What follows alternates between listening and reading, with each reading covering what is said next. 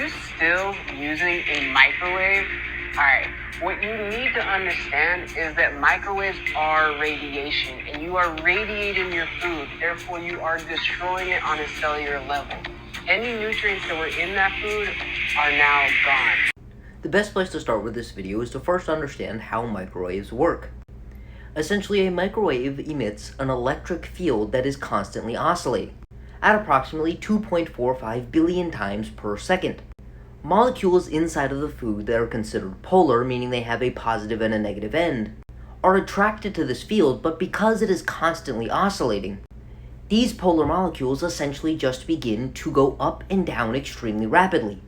This essentially causes these molecules inside of the food to vibrate, which causes friction and produces heat. There is absolutely no radiation transferred into the food. It is quite literally cooking the food due to friction.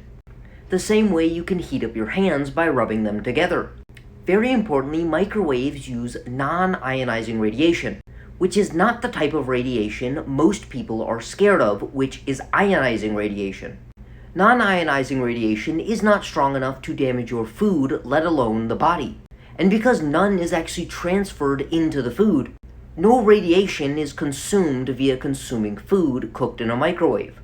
When it comes to the nutrients in your food, compared to other conventional cooking methods, microwaves actually have one of the highest nutrient retention. Because it does not involve water, there is a very high retention of the water-soluble nutrients vitamin A, C, and the B vitamins. For example, the retention rate of carotene is 1.3 to 1.8 times higher than conventional water cooking. And we see a fantastic retention of vitamin E, and sometimes it even increases after microwaving, as well as retention of vitamin K, sodium, potassium, and phosphorus. Microwaving also appears to increase the antioxidant capacity of the dietary fats, proteins, and carbohydrates, as well as the antioxidant phenolic compounds found in things such as vegetables. We do see that microwaving can decrease the digestibility of carbohydrates by increasing their resistant starch content, which has profoundly beneficial effects on the gut microbiome, and can be helpful for those with glycemic issues and beauty enthusiasts.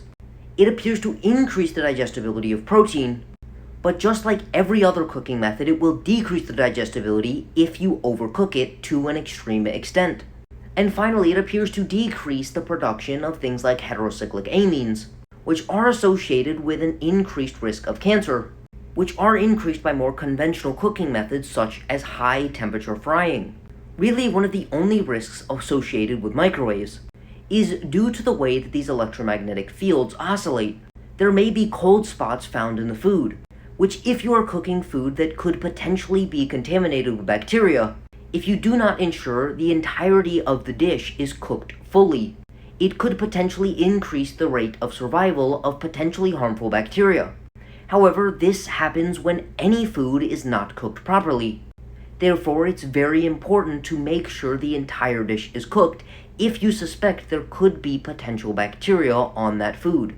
With that being said, in the grand scheme of things, microwaves actually appear to be one of the safest, most nutrient retentive cooking methods, and most of the fear created around microwaves on the internet is due to a misunderstanding of the different types of radiation, and a misunderstanding of how microwaves actually cook one's food.